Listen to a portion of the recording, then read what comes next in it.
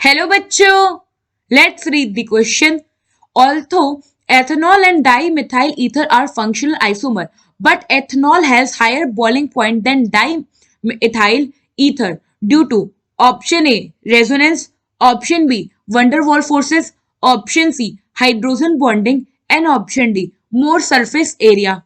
So question में क्या कह रहा है कि एथेनॉल और डाइमिथाइल ईथर ये दोनों क्या है, फंक्शनल आइसोमर है।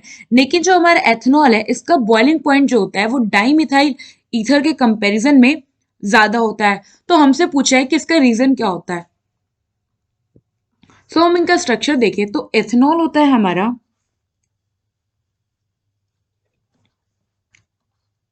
C2H5OH एंड ये हो गया हमारा ethanol and dimethyl ether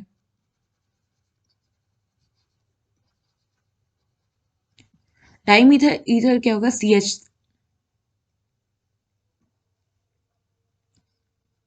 CH3O now अगर आप देखो स्ट्रक्चर को ध्यान से तो यहां जो हमारा C2H5 और OH है बेसिकली क्या है CH3 CH2OH। यहां पे अगर आप देखो तो ऑक्सीजन डायरेक्टली कनेक्टेड है हाइड्रोजन से और CH3O में यहाँ ऑक्सीजन किससे कनेक्टेड है, कार्बन से।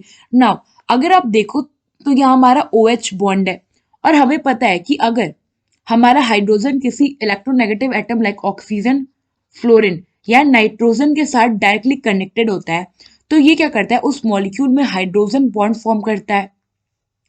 जैसे कि यहाँ पे अगर आप देखो तो ये CH3 CH2OH था, यहाँ पे हाइड्रोजन ऑक्सीजन से बॉन्डेड है तो ये क्या कराएगा, अब जो हमारा दूसरा एथेनॉल मॉलिक्यूल होगा उसके साथ यहाँ पे हाइड्रोजन बॉन्डिंग कराएगा।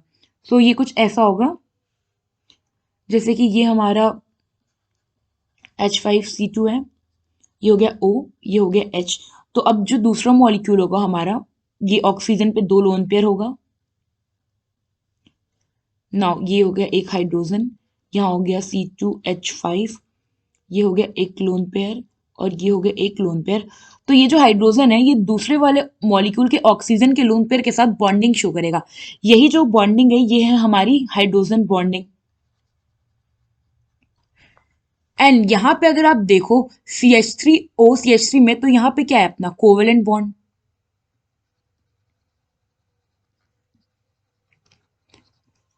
नाउ बॉइलिंग पॉइंट जो होती है ये बेसिकली डायरेक्टली प्रोपोर्शनल होती है हमारे बॉन्ड स्ट्रेंथ से। और अगर हम बॉन्ड स्ट्रेंथ की बात करें तो बॉन्ड स्ट्रेंथ हाइड्रोजन बॉन्डिंग जो होता है, हाइड्रोजन बॉन्ड ये ज्यादा स्ट्रॉन्गर होता है as compared with covalent bond. So अगर हमारा हाइड्रोजन बॉन्ड ज्यादा स्ट्रॉन्ग है तो इट मीन्स कि वो जो मॉलिक्यूल होगा उसका बॉइलिंग पॉइंट भी उतना ही ज्यादा स्ट्रॉन्ग होगा। सो इसलिए जो बॉइलिंग पॉइंट का हमारा ऑर्डर होगा वो क्या होगा,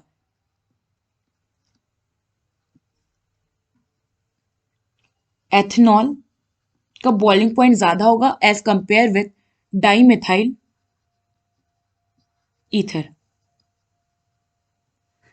यहां पे हमसे पूछा था कि क्या रीजन होता है, तो हमने देखा जो रीजन होता है बॉइलिंग पॉइंट एथेनॉल का ज्यादा होने के लिए वो होता है हाइड्रोजन बॉन्डिंग।